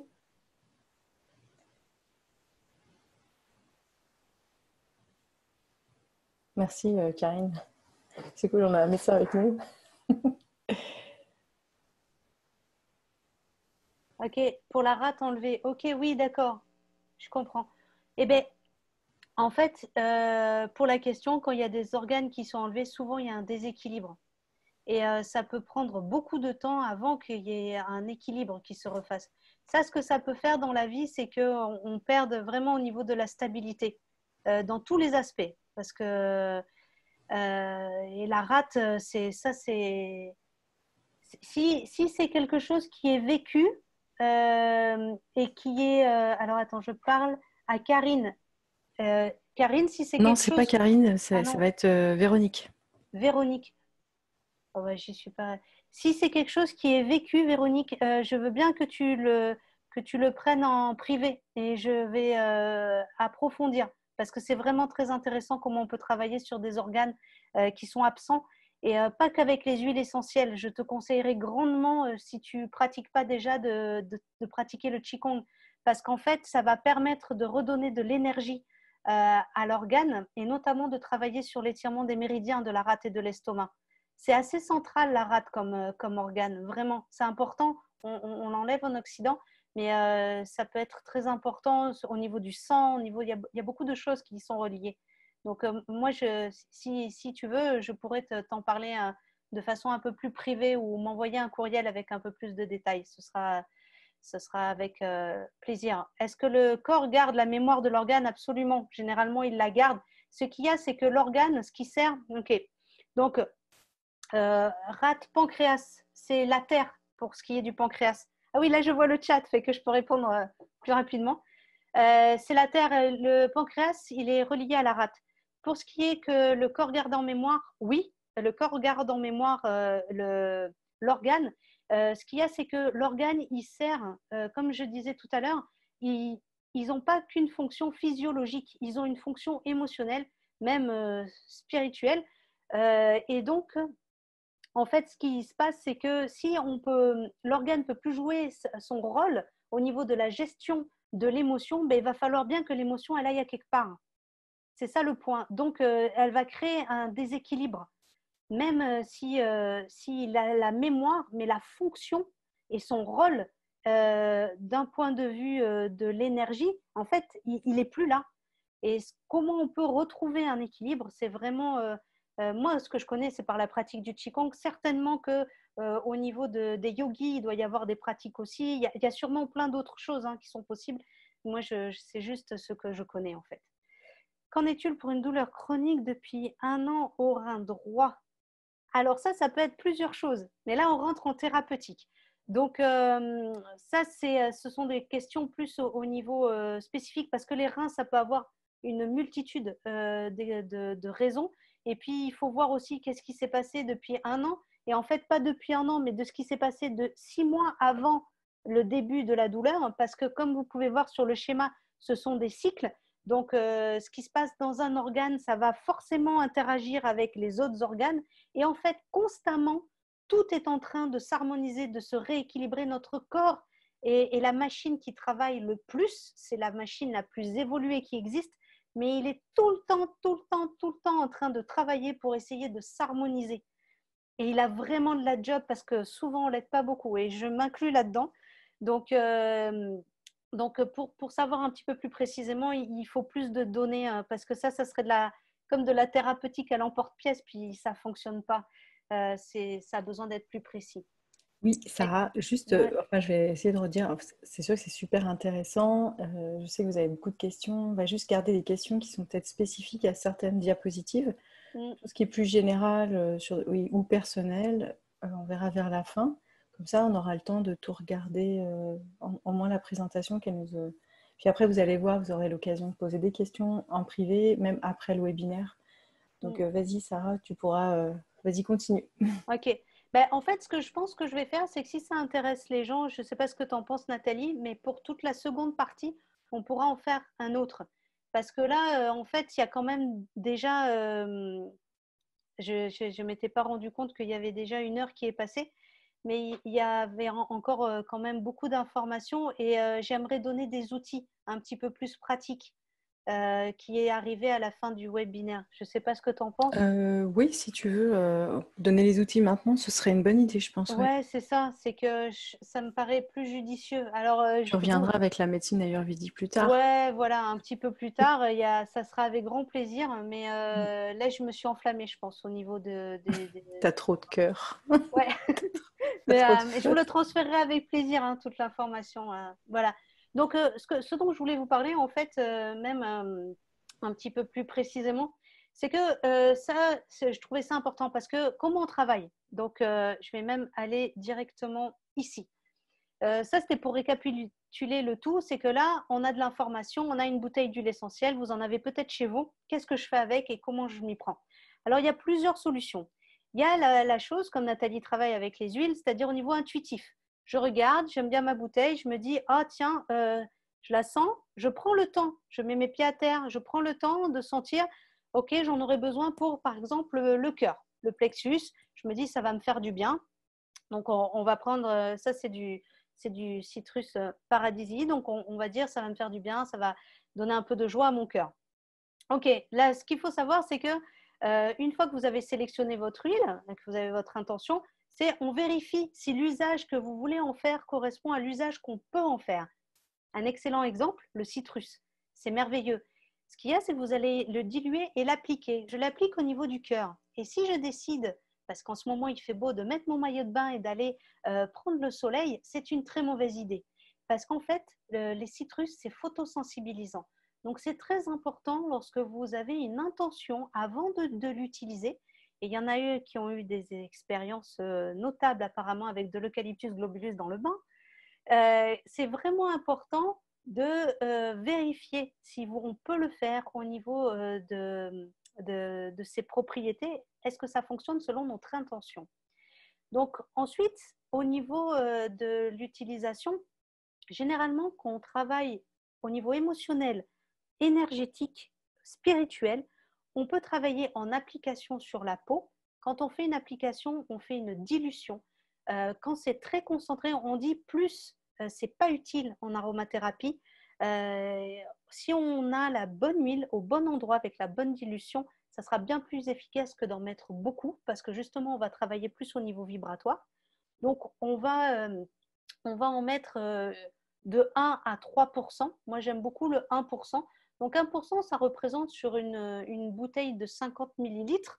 Ce qu'il faut que vous sachiez, c'est que à peu près 20-25 gouttes d'huile essentielle, ça fait 1 millilitre, pour vous donner un petit peu une idée. Donc, c'est très peu d'huile. Vous le mélangez dans votre bouteille. Quand vous prenez votre bouteille avec l'intention que vous avez de l'utiliser, ça, c'est très important. Puis après, vous pouvez l'appliquer là où vous le souhaitez, dépendamment de ce que vous voulez travailler. Donc, il y a aussi l'inhalation. Alors ça, je voulais venir là-dessus parce que l'inhalation, on travaille beaucoup avec ça. Et puis, on peut l'inhaler de plusieurs façons. Donc, on peut l'inhaler directement à la bouteille. On fera toujours attention de ne pas le mettre trop proche parce que ça peut brûler vraiment au niveau des récepteurs olfactifs. Donc, je vous le déconseille, même si ce sont des huiles comme les citrus qui sont finalement assez douces. Et puis, on peut même l'inspirer totalement et puis faire les deux narines.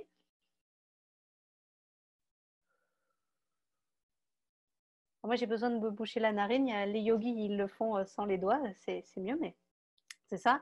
Donc, ça, on peut le faire comme ça. Et puis, vous pouvez le tester, de respirer juste par le nez ou de souffler par la bouche. Vous allez voir, c'est différent et l'effet n'est pas le même. Ça monte directement au niveau de la tête et ça va travailler. Ça, c'est merveilleux au niveau émotionnel parce que ça va travailler dans le système limbique, ça va travailler au niveau des mémoires, au niveau des émotions. C'est le plus gros du travail se fait au niveau olfactif, donc faites bien attention. Et puis, on peut aussi, donc quand on travaille l'olfaction, le mettre sur le poignet. On met une goutte, on frotte les deux poignets. Donc, évidemment, ça part aussi dans le système, dans tout notre système, via les veines. Et on le sent. Et on peut aussi utiliser cette technique-là.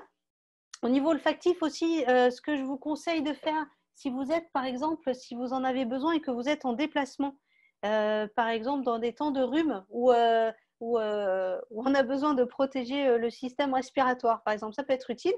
Donc, on va mettre quelques gouttes d'eucalyptus radié, pas globulus, c'est pas utile, c'est pour les sphères basses. Donc, l'eucalyptus radié sur un petit papier mouchoir ou un papier essuie-tout qu'on met dans un ziploc. Comme ça, vous pouvez avoir votre petit sachet. Vous sentez, ça protège toute la sphère olfactive. Donc ça, c'est différents moyens qu'on a au niveau olfactif. Donc ensuite, il y avait le dosage. Donc soit on l'utilise pur. Quand on l'utilise pur, généralement, ça pourrait être une goutte sur le poignet, mais ça peut être la formule diluée, ou c'est sous la langue. Et en fait, le sublingual, c'est comme si vous faisiez une olfaction. Moi, je l'utilise des fois avec la menthe poivrée, par exemple, quand on a besoin d'un petit coup de boost, on en met une goutte sous la langue, une goutte au niveau de la nuque, et de suite, on est plus réveillé. Donc, c'est un exemple. Et puis après, il faut vous déterminer un temps. Alors, est-ce que votre application, comme je viens de faire avec le citrus, par exemple, c'est pour être plus calme, tonique, mais plus calme. Donc là, c'est événementiel. Pour le webinaire, j'avais besoin d'être un peu moins stressée. Mais je pourrais dire aussi, là, j'ai besoin d'un peu plus de joie, je me sens un peu plus terne. Et là, je vais faire une application plus quotidienne. Donc, quand je vais le mettre dans ma poche, peux le sentir quand j'en ai besoin. Vu que l'huile est en résonance avec notre corps, et bien finalement, on va sentir le besoin de le prendre ou pas. Ça se fait de façon très naturelle, très instinctive, ou on peut décider de le faire le matin, le soir. Comme exemple, je vous donnerai, j'ai ma plus grande fille qui était petite à l'époque, qui rentrait à l'école. Elle a commencé 3 semaines avant le début de l'école à se ronger les ongles. Même si on n'avait aucun signe de stress, mais ça, c'en était un. Et puis, ben donc, je lui ai fait un petit parfum avec un petit roller. Et là, elle devait s'en mettre avant de partir à l'école et elle s'en mettait le soir. Et pour diminuer son stress et finalement qu'elle cesse de se ronger les ongles. Donc, on peut avoir une utilisation comme ça. Et puis, vous pouvez faire un travail précis. Donc, un travail précis où là, vous faites une cure. On fait des cures généralement, c'est de 21 jours. Et c'est très important de faire une pause, au moins d'une journée si vous travaillez sur la même huile pendant, par exemple, 3 mois, au moins d'une semaine si vous changez d'huile. Et ça, la cure, ça va être pour travailler vraiment d'un point de vue psychique et énergétique, voire spirituel. Vous faites un travail précis au niveau de la méditation, vous avez un objectif, qu'il y a quelque chose que vous voulez faire. En fait, la cure de 21 jours est vraiment merveilleuse. Donc, voilà un petit peu comment on peut travailler. Et puis, dans tout ça, je pense que ce qui est le plus important, étant donné qu'on travaille avec des produits qui sont vivants et vibrants, c'est de vous écouter. Donc, de vraiment avoir la sensibilité lorsque, par exemple, vous êtes dans votre cure de 21 jours et puis, je ne sais pas, au bout de 3 jours, vous prenez l'huile et puis il y a quelque chose qui vous fait non, ben, posez-la. Et puis, prenez le temps soit de la reprendre plus tard, de vérifier, soit peut-être c'est plus celle qui est en adéquation avec vous. Moi, pour l'avoir expérimenté, je vous conseille grandement de vous écouter parce que ça peut être assez désagréable les effets quand on veut aller au-delà de ce qui devrait être. Donc voilà un petit peu. Et puis en dernière recommandation que je vous donnerai, bien sûr, c'est de mettre une étiquette sur votre bouteille. Moi, j'en ai fait depuis quasiment 20 ans et il y a plein de bouteilles. Je n'ai pas mis d'étiquette quand j'étais plus jeune et c'est une grave erreur. Donc, surtout, pensez à mettre une étiquette et pensez que ce que vous allez écrire sur l'étiquette a une incidence.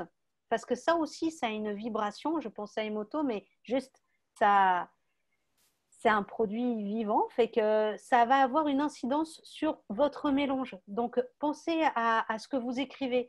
Alors, par exemple, si je pense à l'exemple que j'avais eu avec une formule contre la bronchite, et là, j'avais mis bronchite sur la formule. Bon, ben, c'était pas une bonne idée. Ça soulage les poumons, ça ouvre, ça désinfecte, tout ça, mais quelque chose de positif pour accompagner en fait l'effet bénéfique de l'huile. Donc, J'ai une ouais, petite question de Facebook, Barbara. ouais, Puis d'autres questions aussi, tu regarderas le chat. ouais. Donc Barbara, elle dit, peut-on garder de l'huile essentielle au chaud, comme tu as dit, dans la poche, sans la détériorer? Ça se garde quand même assez longtemps. Moi, sur tout ce que j'entends, et ça fait des années, j'ai des huiles ici qui ont plus de 15 ans. Si c'est mélangé, en fait, pour une utilisation pour quelques jours comme ça, il n'y a vraiment aucun problème. Elle va pas se détériorer. On s'entend que les huiles, par contre, doivent être dans des contenants qui sont ambrés, si possible. Évidemment qu'on évite de les amener à la plage, ça c'est sûr, parce que la chaleur, c'est pas forcément très bon. Mais de là à les dénaturer parce qu'on les a dans la poche, Non. faudrait Et vraiment. quand on la met dans le Ziploc, par exemple, le Hmm. plastique, moi j'ai déjà remarqué, il y a certaines huiles qui font fondre le plastique ou des choses comme ça. Oui, mais si tu prends un papier et que tu Ouais. mets, tu peux faire le test, pas le globulus, hein, parce que le Non. globulus, il est neurotoxique, il ne faut pas respirer ça tout le temps. Il est Ouais. intéressant, mais pas. Le radiata, tu le Mm. mets sur ton papier et en fait, ton Ziploc, il va pas se détériorer. Il faudrait vraiment que tu mettes l'huile dans le Ziploc Ok, et que tu le laisses comme d'accord. longtemps. Ok, Puis, c'est ça. d'accord. Puis après, bah, je te laisse regarder les questions. Il y avait une question sur la dilution, elle voulait que tu réexpliques. Puis le titre du livre en anglais, peut-être tu pourras l'écrire tout à l'heure. Ouais, absolument. Tu m'enverras les infos, je Je- les mettrai dans le mail de rediffusion. Ok, Tu mais me les enverras, puis comme ça, ce sera... ouais, je vous l'enverrai. Ok, j'allais l'écrire, mais Ouais, ouais, tu me l'enverras après, puis je vais ouais, le mettre dans le mail de rediffusion. d'accord, parfait. Puis Donc, pour la dilution, je te laisse ouais, faire. alors pour la dilution, donc en fait, alors hop, je vais mettre ça là et je vais aller ici. Donc pour la dilution, ce que je disais, c'est que généralement, on utilise les huiles à une dilution de 1 à 3% pour le travail au niveau émotionnel ou plus énergétique ou même spirituel. Donc, sur le tableau que vous pouvez voir, hop, on a, quand on utilise une huile alors à 3%, donc on va prendre un 1%, qui est une très bonne dilution. Si on a une huile, en fait, c'est une règle de 3. C'est la règle de 3 des mathématiques de base. Donc, si on a une huile, si on a une bouteille de 100 millilitres, si vous prenez en fait 1% de 100 millilitres, ben, ça fait 1. Donc, ça fait 1 millilitre. Le point, c'est que généralement, on n'a pas des verres doseurs. Donc, en fait, les huiles, bon, dépendamment de la densité, ça varie, mais en moyenne, c'est 25 gouttes. Donc, sur une bouteille de 100 millilitres, je mettrai en moyenne 25 gouttes d'huile essentielle et je ferai mon mélange. Si j'ai une bouteille de 50 millilitres, ben là, je pourrais mettre 20 gouttes. Pas 20 gouttes, mais je mettrai plus 15 gouttes. Ça dépend de la dilution sur laquelle je veux faire, mais il vaut mieux éviter d'aller au-delà de 3%. C'est pas utile. En fait, c'est généralement pas utile. Après, on peut les utiliser purs aussi. C'est ce que j'ai mis en bas. Donc, vous avez une utilisation au niveau psycho-émotionnel pur. Et là, ça va être les gouttes sous la langue ou directement au niveau des poignets.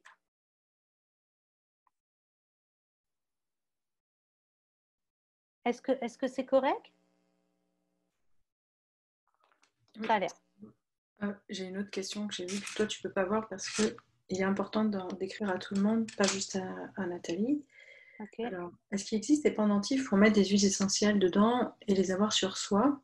Mhm. Attends, je croyais que je te parlais avec le micro, mais enfin c'est pas grave. Donc moi je dirais oui. Oui. Et puis ensuite, il y a donc, toujours Marie-Josée, elle demande s'il y aurait une huile essentielle qui aiderait dans l'acceptation de soi.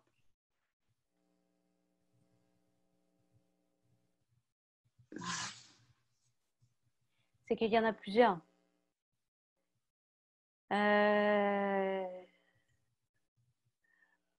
Mais par exemple, aujourd'hui, tu voulais nous présenter 2 huiles. Tu nous as présenté la myrrhe qu'on pourrait utiliser Ouais. contre les peurs.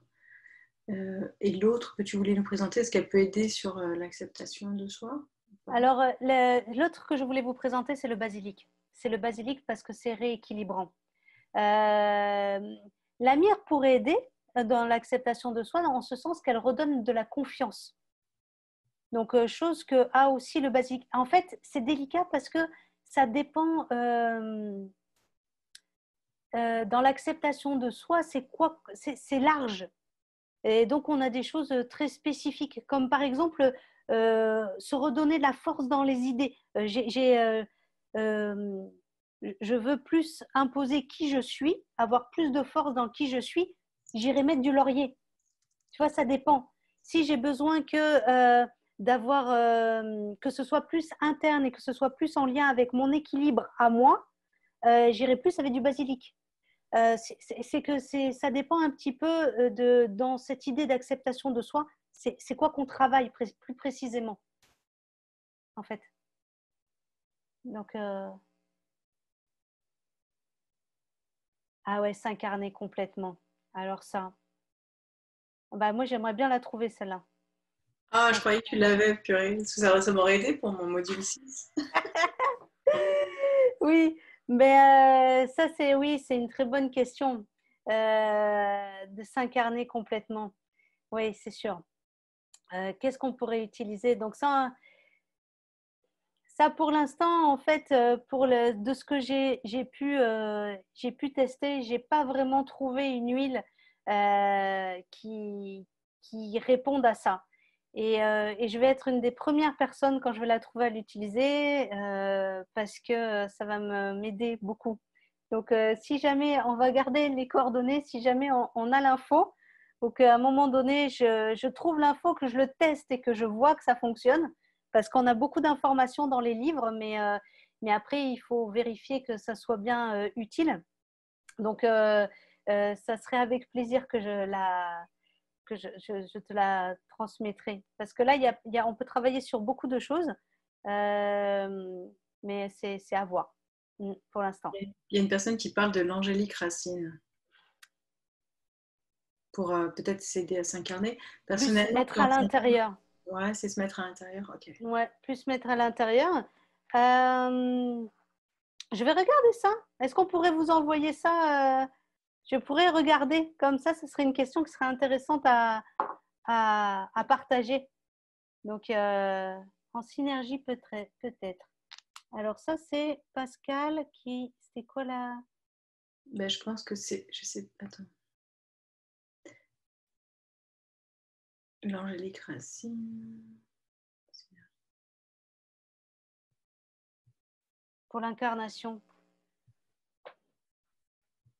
Ça pourrait être intéressant.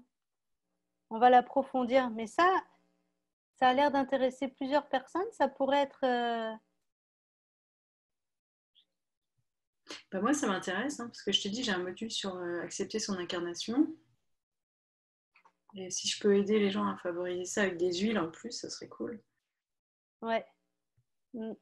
Alors, mycose du gros orteil, et évidemment, on pense au titri. Ça, c'est sûr, mais il faut voir où ça en est. Parce qu'on a fait des tests. Ça peut être un peu long, mais ça, c'est le premier réflexe. C'est le titri. Hein. Ça, c'est sûr. Mais là, on est en physique, par exemple. Le nard de l'Himalaya, ça peut être intéressant. Puis même avec l'angélique. Moi, ce que je vous propose, pour que justement on ait un petit suivi, on va regarder ça. Je vais vous préparer quelque chose par rapport à ça. au niveau de l'incarnation. Et puis, ça va me permettre un petit peu de me plonger dedans cette semaine. Ça va être une très bonne chose. Et puis, Nathalie, via son réseau, pourra éventuellement vous diffuser l'article. Et ça pourrait être bien. Je révise mes notes toutefois. Un atelier, Michael Zayat, lui, il travaille beaucoup dans le spirituel. Ça va tellement vite. Sous forme compacte comme la dissoudre avec quel liquide?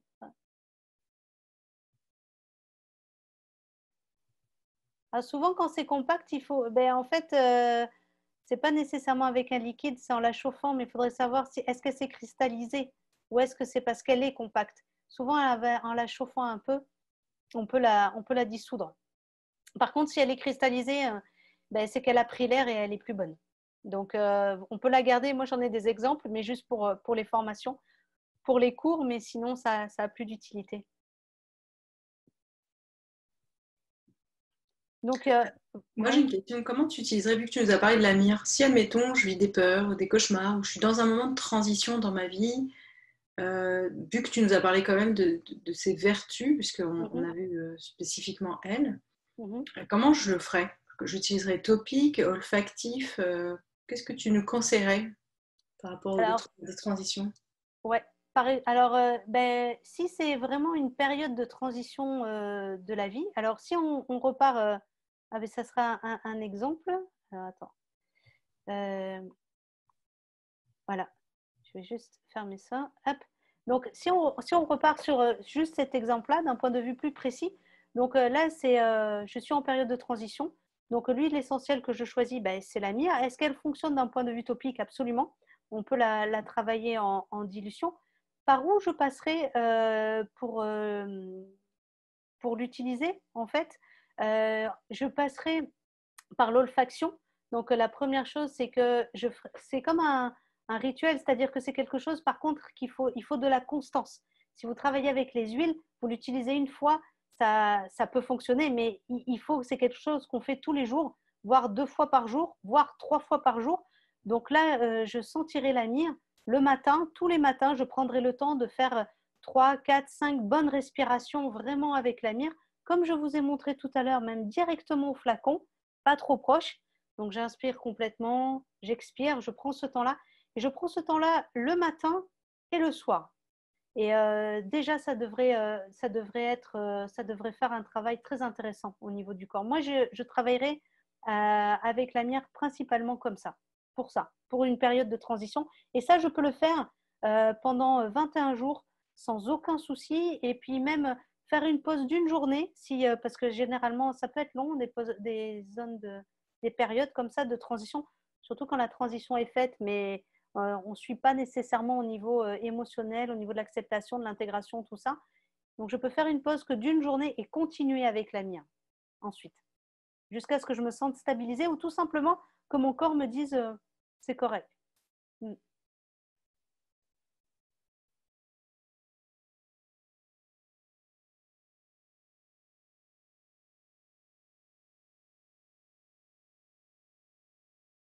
Donc, pour la suite, ouais. On va faire la suite parce que je vois qu'il y a plein de petites questions spécifiques pour le visage. Ce que je fais avec l'huile de rose quand je la dilue. Je les prendrai, tu pourras je pourrais les noter. Ouais, et je vais puis j'y répondrai au fur et à mesure. Ouais, puis de toute façon, à la fin, tu vas donner ton mail et tout ça, donc les gens ils vont pouvoir t'écrire directement. Ouais, voilà. Donc là, vous avez une idée, en fait, un petit peu de comment on peut travailler avec les huiles essentielles. Il y a tout l'aspect justement avec la médecine ayurvédique qu'on pourra voir dans un autre temps éventuellement, si ça vous intéresse. Et donc, les outils que vous pouvez utiliser, il y a un site www.huilesessentielles.info. Ça, c'est toute la base. Dessus, c'est gratuit, c'est accessible. J'y ai mis tous les cours de base que je donnais. Donc, vous allez avoir c'est les cours de base pour les aromathérapeutes, phytoaromathérapeutes et naturopathes. Donc, c'est assez complet. Et pour une utilisation sécuritaire, il y a toute l'information. Aussi, j'ai proposé justement en ce moment, avec les événements qui se passent, moi je fais les consultations à contribution volontaire. Donc, si ça vous intéresse, c'est possible. Donc, il y a deux formules, soit pour des conseils, donc des gens qui travaillent avec des huiles essentielles déjà, qui en ont chez eux, qui ne savent pas trop quoi en faire, ou qui préparent une synergie, mais qui ne sont pas sûrs des dosages. C'est ce que j'appelle la consultation conseil, ou thérapeutique. Donc là, vous avez une problématique spécifique, vous souhaitez avoir un processus particulier et avoir un accompagnement. Et puis aussi, après, pour ceux qui veulent vraiment plus plonger dans cet univers-là, il y a une formation qui sera disponible à partir de janvier 2021. Et donc là, on rentre vraiment dans la caractériologie des huiles, avec la médecine chinoise, avec l'Ayurveda, avec un petit peu toutes les connaissances qu'on a. Et le point principal de la formation, c'est l'expérimentation. Donc des périodes de 3 semaines d'expérimentation avec des pauses, avec l'information théorique et aussi pratique. Donc ça sera un petit peu plus pour ceux qui veulent approfondir et en fait s'en servir, que ce soit au quotidien ou d'un point de vue thérapeutique. Et donc pour finir, voilà, je vous laisse mon mail, sarahchadou@gmail.com. Et puis je tiens à vous remercier d'avoir été là pour cette belle journée et d'avoir pris le temps de m'écouter. Et donc, si vous voulez le PowerPoint, pour ceux qu'on n'a pas nécessairement les coordonnées, vous avez juste à nous en informer et puis c'est avec plaisir que je vous le partagerai. En vous souhaitant une excellente journée. Merci.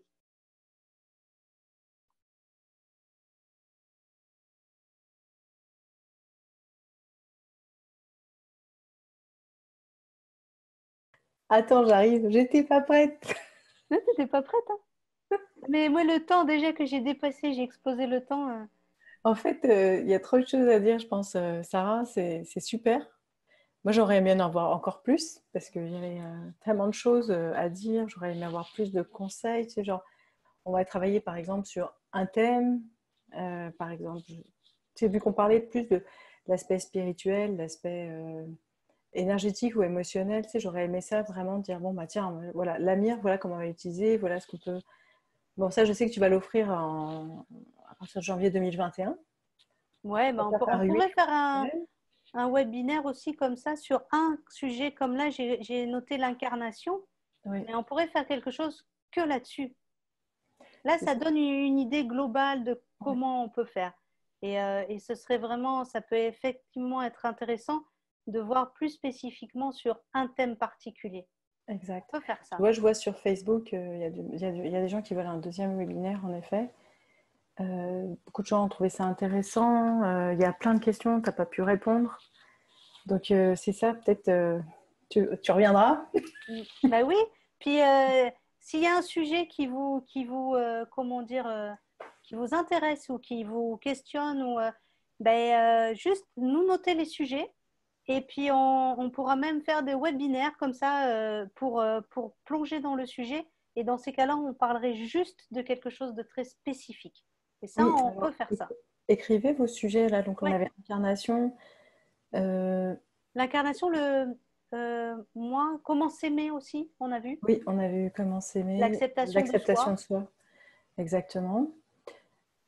Ben, Euh, ça va avec l'incarnation, ça pourrait être proche hein, quand même. Moi, Donc, je pense qu'en vrai, c'est le même paquet, hein. hein. Puis, tu vois, quand tu as parlé des peurs, je voulais intervenir là-dessus. Je me disais, mais tu sais, pourquoi on ne s'incarne pas? Parce qu'on a peur de souffrir. Donc, on a des petites pistes, hein. Mm. Ouais, puis la mienne va bien travailler Et c'est ça, éventuellement. tu as choisi vraiment la bonne huile. Bah, Mm. écoute, là, j'ai l'encens dans les mains. Euh, donc là, J'ai l'encens dans les mains. je te jure, j'ai dit, tiens, j'ai de l'huile essentielle, je n'ai pas fait exprès. Ouais, mais ça, c'est pour Mais ouvrir. je savais. Mais là, on n'en a pas Ouais. parlé, on n'a pas osé. Non. Et j'ai le lâcher prise trop fort. Donc voilà, j'ai pas fait exprès, c'est des trucs qui traînent dans mon tiroir. Alors, bah, je te remercie, Sarah. Écoutez, écrivez ça. Moi, je garde le chat. Je vais l'envoyer à Sarah. Sarah, s'il te plaît, dans le chat, mets ton email. Ok. Et puis, comme ça, les gens vont pouvoir t'écrire. Et puis, mets le nom aussi, enfin, mets l'adresse de ton site internet. Moi, Ouais. je vais la retransférer après sur Facebook, là, pour nos amis de Facebook. Mm. Et donc, je pense que Sarah va rester à votre disposition. Si vous voulez le PowerPoint, c'est pareil, vous lui écrivez. Et puis, vous verrez avec elle si vous voulez être dans sa liste d'informations, parce qu'elle transmet beaucoup d'informations pour le partage, hein. Le but, c'est de rendre les gens autonomes encore. Donc, elle a une petite Absolument. infolettre, hein, comme tu disais, c'était une fois tous les 2 mois que tu écrivais, genre. Une fois par saison. Une fois par saison, c'est encore mieux. Bravo. Et donc, du coup, si vous voulez le PDF, vous lui écrivez. Et puis, pour être sur sa liste en même temps, comme ça, si elle veut partager des choses, elle va vous les partagera. Ouais. Voilà, voilà. Puis, on va se refaire un petit webinaire. Alors, Sarah, Ouais, on ça verra serait ça. bien. Avec des Je vous questions tiendrai au sur un courant sujet si... particulier. Ouais, exact. Ceux qui sont dans mon infolettre, de toute façon, tous ceux qui sont inscrits vont être dans l'infolettre. Et puis, comme ça, je vous dirai quand Sarah elle va être disponible pour revenir avec nous, sachant que ça va être l'été, là, donc on verra. Et je vous remercie.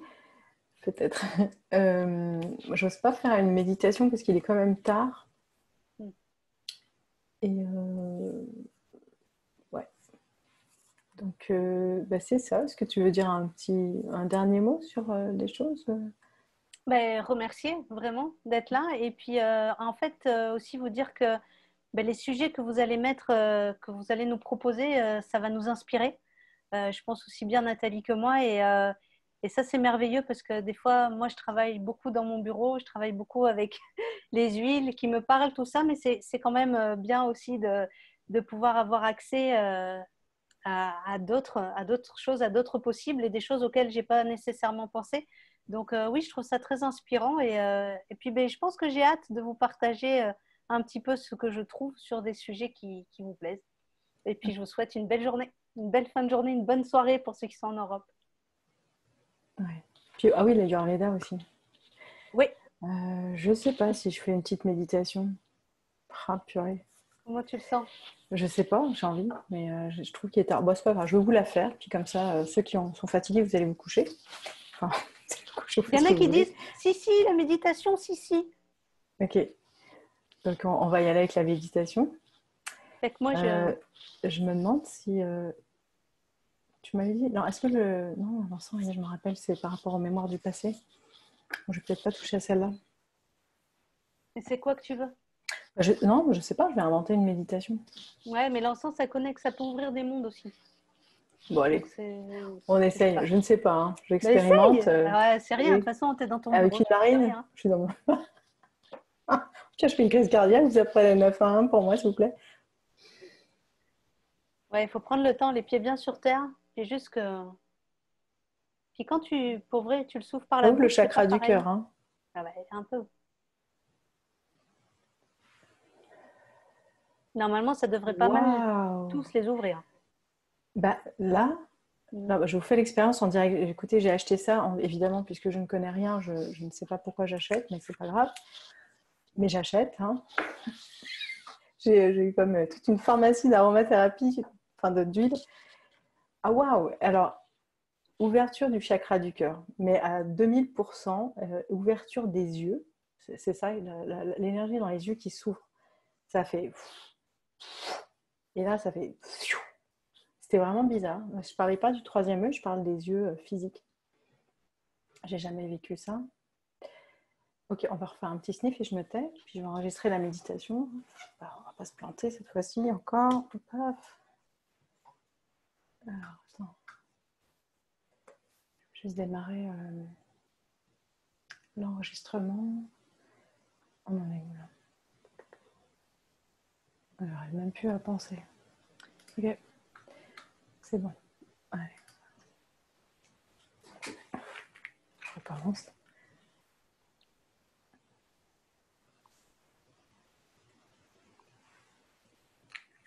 Ok, je vais vous transférer l'énergie de l'huile essentielle de l'encens.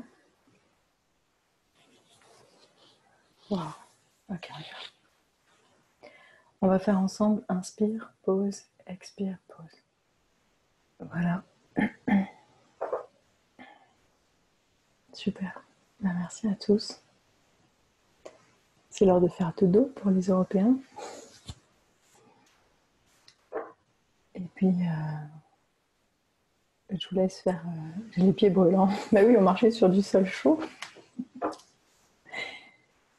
Et voilà. Puis, peut-être vous pouvez commencer à utiliser la mire. Au moins, vous avez ça comme information. Pour les moments où vous avez peur. Les moments de transition qu'on traverse. puis, je te remercie, Sarah, de ta présence. Je te remercie de ta générosité. Vous allez recevoir un mail vendredi, la semaine prochaine, qui va vous envoyer le replay, qui va vous envoyer aussi les livres qu'elle a cités. Je vais les reprendre.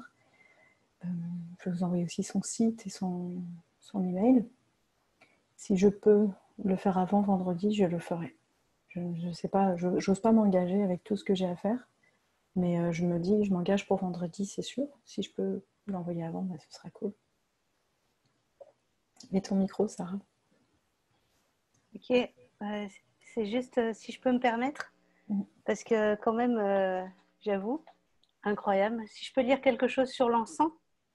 Bah oui, tant qu'à faire.